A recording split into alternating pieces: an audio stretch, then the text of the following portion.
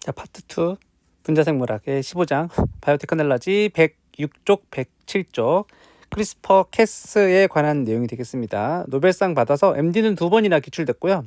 피트 면접에도 기출된 적이 있으니까 자, 요거는 이번 피트에 나오지 않더라도 꼭 언젠가는 공부를 하시는 걸 추천해드려요. 혹 시험에 안 나왔다면 시험 끝나고 나서라도 공부를 하기를 추천해드리겠습니다.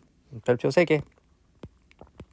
자, 16번이 이제 그 원래 크리스퍼 캐스를 아는지 물어보는 지식형 문제고요. 16번.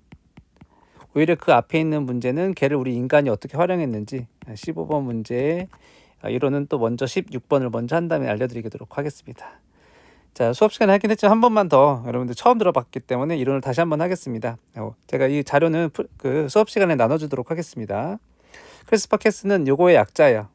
이 삽글자를 따서 만든 약자입니다. 그렇구나 하시면 되죠.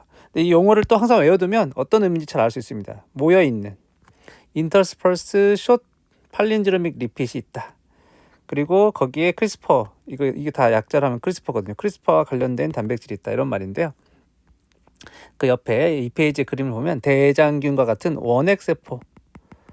원핵세포도 자기 자신의 유전체를 가지죠. 원래 이중나선의 원형의 커다란 유전체를 가지는데 그중에 이제 관심 있는 이 캐스, 크리스퍼 부분만 확대한 겁니다. 이 캐스진이 전사되고 번역되면 아까 말했던 크리스퍼 어소시에이티드 프로테인이라고 하는 캐스라고 하는 단백질을 만들어내게 돼요.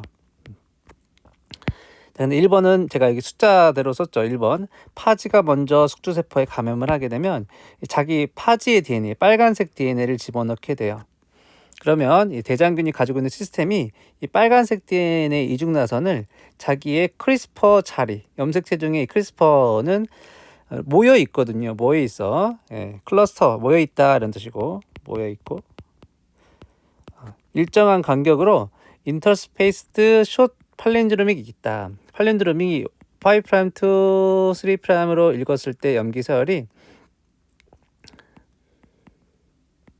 서로 반대랑 똑같았을 때 5' to 3'으로 GGATCC고 그 반대 가닥도 GGATCC 이렇게 되어 있는 요만큼을 우리가 팔린드로믹 시퀀스라고 부르거든요.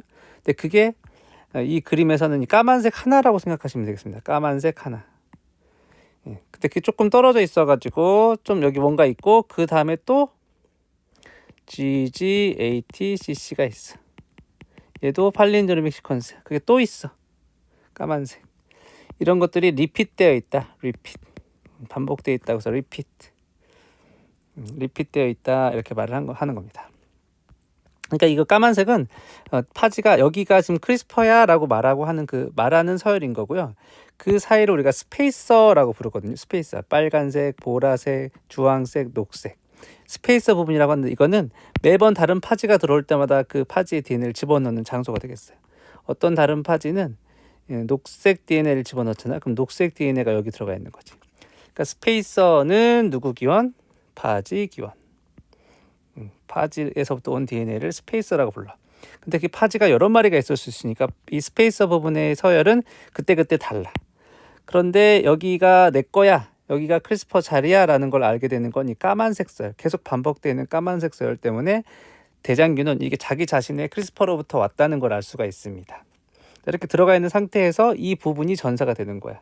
이 크리스퍼 로커스 부분 전체가 한꺼번에 전사되면 까만 거, 빨간 거, 까만 거, 보라색, 까만 거, 주황색, 까만 거, 녹색 이렇게 되죠. 자, 찾아보면 어떤 생물종은 여기서 바로 그냥 이 한 가닥의 프리 크리스퍼 RNA를 절단해서 까만색, 빨간색 이렇게 길게 말고 하나의 조각 만듭니다. 까만색, 주황색, 까만색, 녹색이라든지 까만색, 보라색 이렇게 조각 만들게 돼요.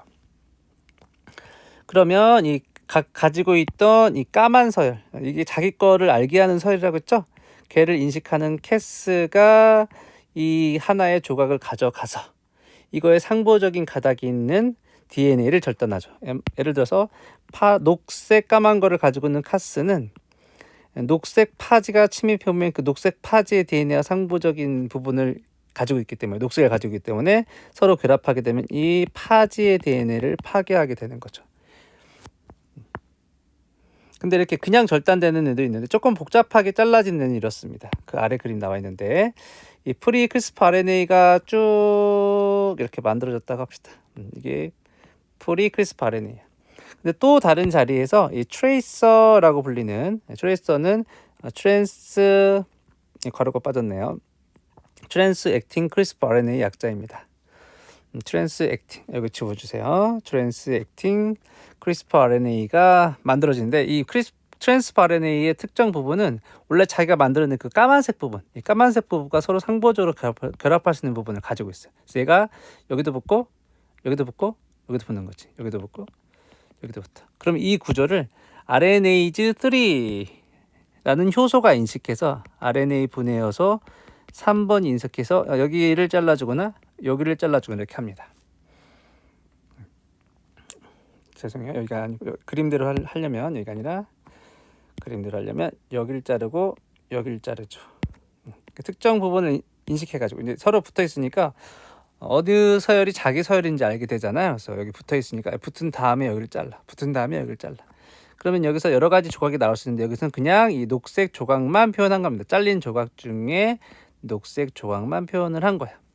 그럼 요 형태를 캐스9, 캐스 단백질이 가지고 가서 요 형태를 가지고 가서 얘랑 상보적인 외부에서 온 DNA 이중나선을 절단하게 된다. 이런 거지. 외부에서 온 DNA 두 가닥 중에 한 가닥하고만 상보적 결합을 합니다. 크리스퍼 RNA가.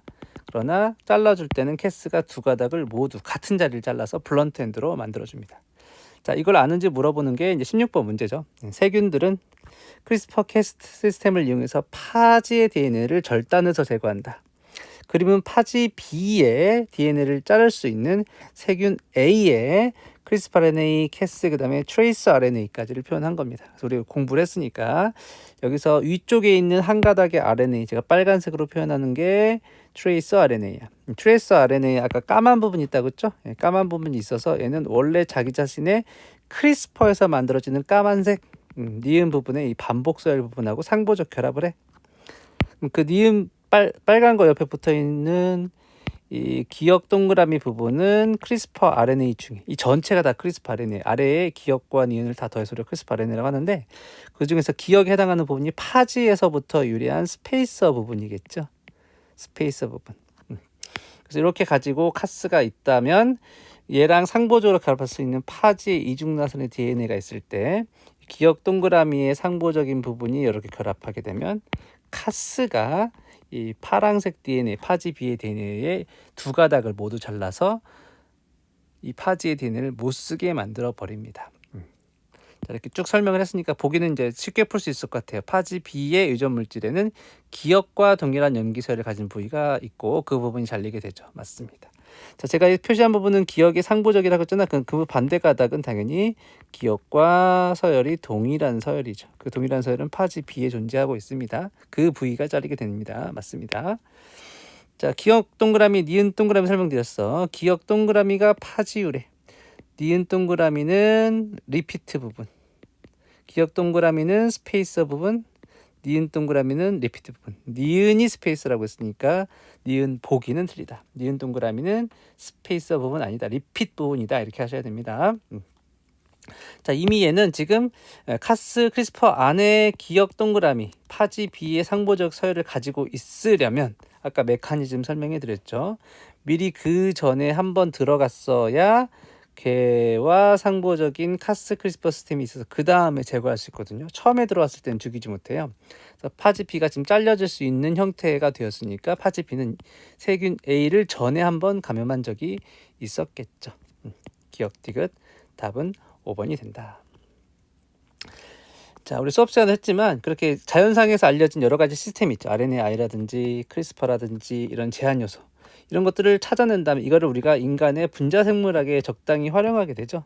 RNA는 진액에서 기능적 낙아웃, 제한 요소는 DNA를 제조합 DNA 만들 때 자를 때. 마찬가지로 크리스퍼 RNA는 노벨상도 받은 기법으로 앞으로 많이 진짜 잘 활용될 수 있을 것 같아요. 유전자 가위로 활용되게 됩니다.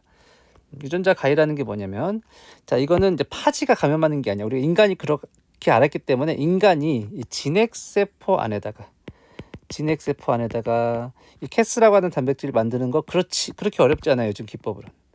그 다음에 이 안에 들어갈 수 있는 이 싱글 가이드가 아까 그 크리스퍼 RNA인데요. 아까 크리스퍼 RNA가 혼자 들어가는 경우도 있고, 아까 크리스퍼 RNA랑 트레이서랑 같이 들어가는 경우도 있거든요. 근데 항상 그런 게 아니라 혼자 들어가는 경우도 있고 둘이 들어가는 경우도 있어요. 트레이서랑 이건 이제 더블 가이드라고 부릅니다. 더블 가이드. 근데 어떤 경우는 두 개가 들어가고 어떤 경우는 이거 하나만 들어가도 되거든요. 싱글 가이드로. 이게 아까 말한 그 크리스퍼 RNA입니다. 크리스퍼 RNA. 어떤 DNA와 상보성을 가지고 있는 그 부위가 되겠어. 이걸 인간이 만들어서 넣어주기 쉬워. 이렇게 만들어서 넣어놔. 그러면 만들 때 어떻게 하면 됐어? 내가 관심 있는 이 유전자가 수업 시간에 혈액형 유전자라고 해봐. 혈액형 이 사람이 A야. A형인데 O형으로 만들고 싶어서 혈액형 A 유전자를 제거하고 싶어. 다른 거 말고 딱 이 유전자만 제거하고 싶어. 그러면 어떻게 하면 돼? 내가 싱글 가이드 RNA를 만들 때 혈액형 유전자 A의 상보적인 싱글 가이드 RNA를 만들어 가지고 1번이랑 같이 섞어주게 되면 이 복합체는 이 싱글 가이드 RNA와 상보성이 있는 그 DNA만 톡톡 자르게 되는 거죠. 절단됐다. 절단되는 것까지 우리가 배운 건데, 진핵은 이 절단된 이중나선의 DNA를 수선하는 기작을 가지고 있다. 이건 우리가 12장에서 돌연변이 때 제가 잠깐 언급을 할 거예요. 그래서 지금 오늘 올리겠지만 아직 12장 아직 안 배워가지고 혹시 기억이 안 날 수도 있는데 12장 내용을 좀 들었으면 좋겠어요. 수선 기작 우리 여러 가지 배웁니다. 직접 반전이라든지 뉴클레오타이드 절대 수선이라든지 아니면 이중나선 수선 기작 배우는데, 진핵은 이중나선 절단이 일어나게 되면 수선을 하게 돼요. 절단했을 때 여기 적당한 게 없네 하라면 얘가 꼭 상보성이 맞지 않아도 랜덤하게 아무 이중나선이나 연결하게 되는데, 이걸 우리가 non-homologous end joining, 비상동 말단 연결이라고 불러요. 그럼 아무렇게 연결하기 때문에 그 연결 부위 부분에 어떤 DNA가 없어질 수도 있고 뭐 더 들어갈 수도 있고 그렇습니다. 그러면 이 유전자 자체가 혈액형 유전자 A라고 하면 얘가 망가져요. 그래서 이 유전자가 다 없어지게 되는 낙아웃을 만들 수 있습니다. 그래서 우리가 딱 원하는 그 유전자를 잘라서 그 유전자를 없애기 때문에 이걸 유전자 가위라고 불러요. 유전자 가위. 우리가 원하는 유전자만 없앤다 해서 유전자 가위라고 부릅니다. 근데 만약에 우리가 수선 기작 중에 이거랑 비슷한 조각이 주변에 존재한다면 여기 상동성 재조합이 일어나서 이 사이로 내가 넣어준 DNA가 이렇게 들어가게 되는데, 그럼 우리가 원하는 형태로 이걸 바꿀 수 있어요. 만약에 여기다 B형 유전자 혈액형을 만들어내는 조각을 내가 넣어준다면 이 A형자를 B형의 DNA 조각이 들어가서 혈액형이 B형이 될 수 있어. 그러려면 이제 반드시 비슷한 것을 넣어줘야 됩니다. 들어갈 때 그냥 들어가면 안 되고 내가 넣어준 DNA 바로 옆에 있는 페이지 보시면 이 아래에 있는 게 잘린 거야. 잘린 거 요쪽, 잘린 거 요쪽. 여기에다가 서로 상보성이 있는 상동성 재조합이 일어날 수 있는 조각, 파란 동그라미가 내가 넣어준 혈액형 B형의 조각을 넣어주게 되면 지금 빨간색 부분에서 교차가 일어나서 이렇게 연결됩니다. 이렇게 연결되면 A형 안으로 B형 대립유전자 이렇게 들어가게 만들 수 있어요. 이렇게 하면 이제 낙아웃이 아니라 형질 전환을 시킬 수도 있다라는 거예요. 그래서 이걸 인간이 활용하는 방법입니다. 그 문제가 이제 15번 문제죠.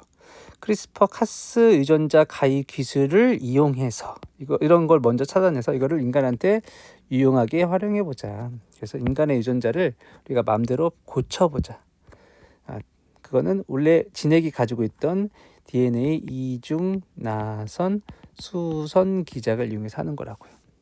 내가 자르고 싶었던 관심 있는 DNA가 있다면 그 DNA 결합할 수 있는 싱글 가이드 RNA와 카스 단백질을 어떤 세포 안에 핵 안에 집어넣는다면 이 싱글 가이드 RNA와 상보적인 DNA, 요 이중나선 DNA가 여기도 잘리고 여기도 잘려서 절단된 DNA가 될 것이다. 절단이 어디가 될지는 싱글 가이드 RNA의 염기 서열에 의해서 결정되는 거 맞아요. 지식형으로 계속 설명해 드렸습니다. 지식형. 그 다음에 아무런 작용도 하지 않으면 non-homologous end joining이 되면서 그 유전자가 망가지게 되고 낙아웃되고, 내가 여기다가 추가적으로 외부의 상보적 결합을 상동성 재조합할 수 있는 DNA를 넣어준다면 상동성 재조합이 일어나면서 관심 있는 유전자가 잘린 유전자 사이로 들어가게 할 수 있다고 했죠? 돌연변이가 일어났던 유전자를 내가 교정할 때는 잘못된 거에다 제대로 된 걸 넣어줘야 되겠죠? 그러니까 나를 사용하게 됩니다. 원래 잘못됐던 것들을 정상적인 걸 넣어줘야 되니까, 그래서 니은 틀려요. 나를 써야 됩니다. 나 과정을 이용하면 유전자의 특정 부위에 돌연변이를 도입할 수 있다. 그렇죠. 이게 그냥 랜덤하게 들어가는 게 아니라 상동성 재조합으로 들어가기 때문에 딱 우리가 원하는 유전자를 원하는 위치에 집어넣을 수 있어요. 자르는 것도 원하는 걸 자를 수 있어. 그 다음에 내가 상부성 있는 DNA를 집어넣어서 딱 원하는 부위에서 교차가 일어나도록 하니까 상동성 재조합이 일어나게 돼서 원하는 부위에 집어넣을 수 있습니다. 그래서 디귿은 맞는 보기예요. 기억 디귿. 그래서 답은 5번이 됩니다. 좀 약간 어려울 수 있는데 그건 생소해서 그렇고 기부법 자체가 뭐 엄청 복잡하거나 그러진 않거든요. 그래서 여기는 내용 정도는 여러분들 과학하는 사람이라면, 약사라면 어느 정도 꼭 알아야 될 내용이니까 공부를 꼭 해두세요. 적극적으로. 끝.